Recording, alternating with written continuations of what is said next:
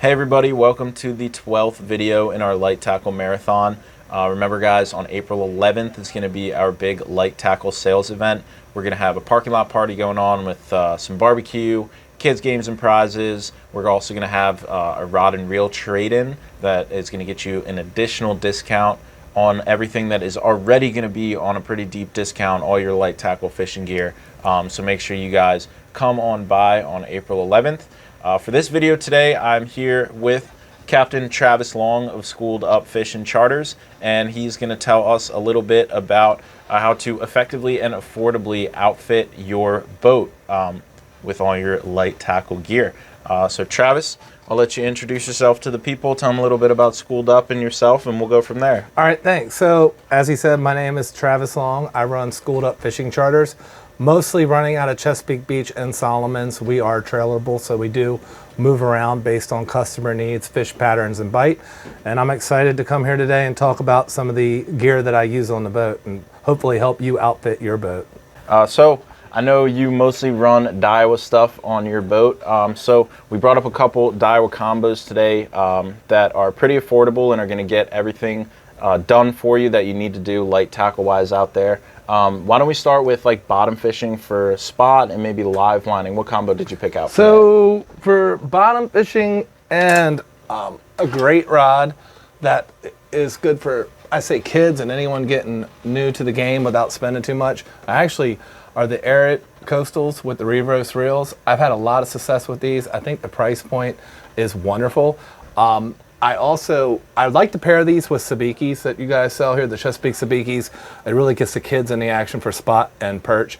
And truth be told, usually I have to tell the adults, like, okay, y'all want to do something else, because people just have fun catching fish. Once you start catching fish, it gets addictive. Lots of arguments of, I caught 20 fish, you caught 25. We need to do this for 5 more minutes because my son's ahead of me, things like that.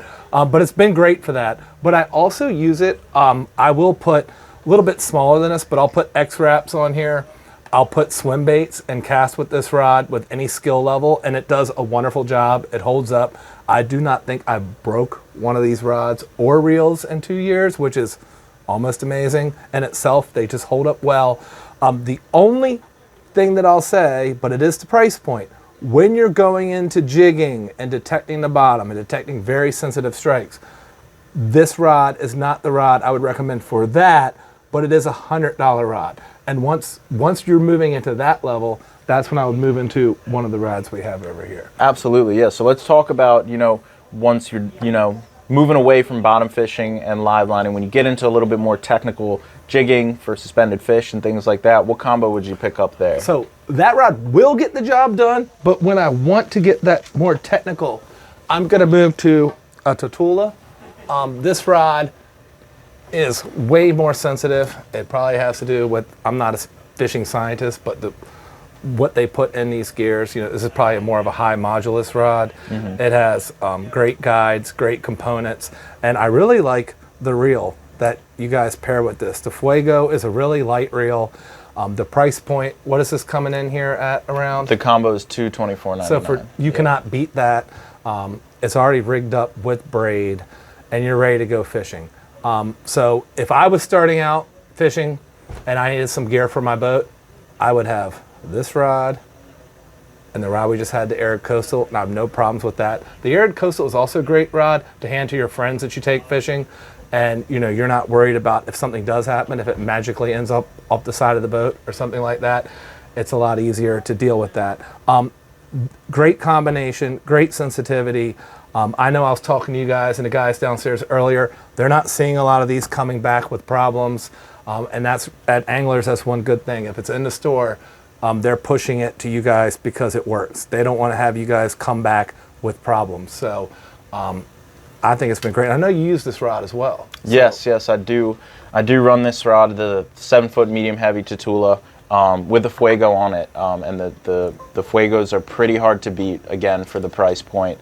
And the way that they perform. And I'm glad you brought that up, because the difference between the medium and medium heavy is important. So this time of year, if you're fishing with heavier lures, and bigger fish, you definitely want the backbone of the medium heavy. Yeah. The rest of the year, I want to go down to the medium because that sensitivity and feeling the strikes is so important. I think we have the other version, the medium heavy here, but we paired this one, and sorry, I got to get it out of the back, it's a little tight.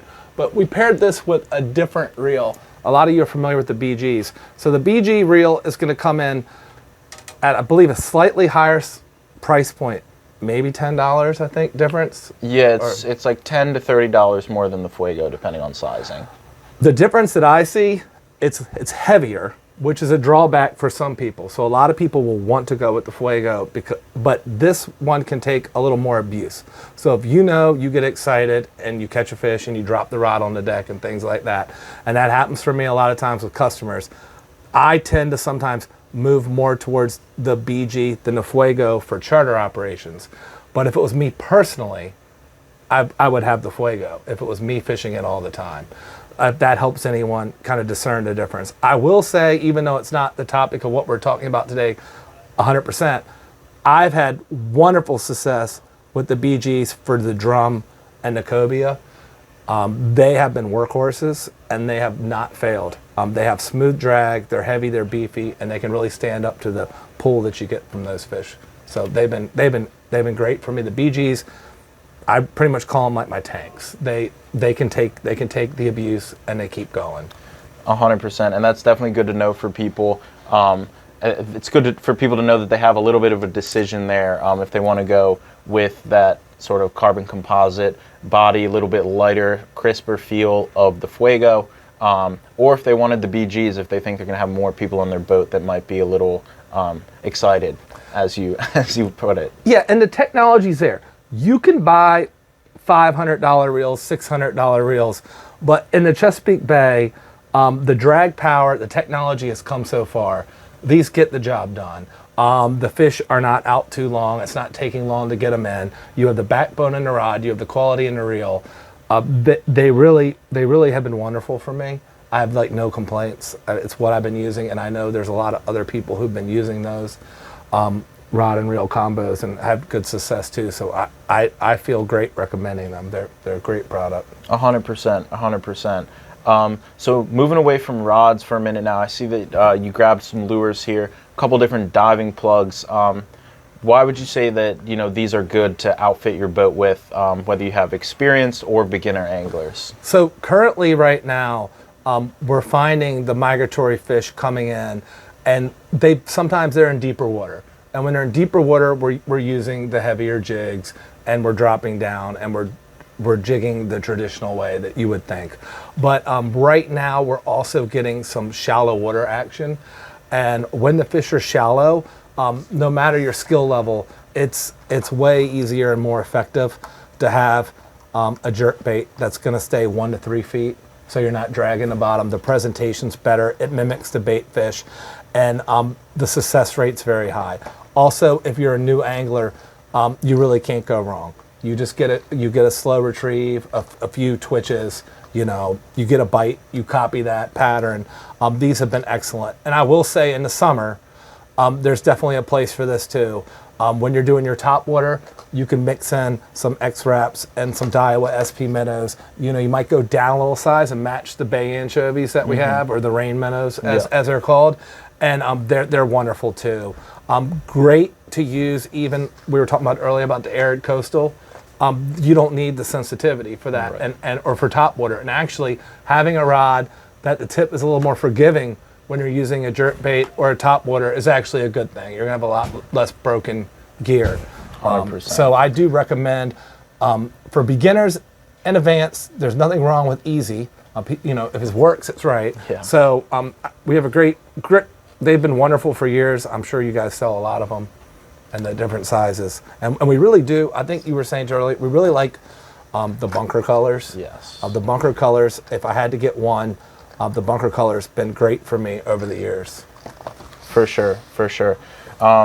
Well, that was a really good bit of information for people who might be looking to outfit their boat. Whether you just bought a boat, whether you're just getting into fishing, and you want to get a couple rods for some different light tackle purposes. That is what you would want to get from the Daiwa side, whether it's the arid coastal with the Reveros or the Tatulas with the BG or the Tatulas with the Fuego. They're all really, really great options. So thanks for coming in today, Travis. We really, really appreciate you. And we'll see you next time. Thanks.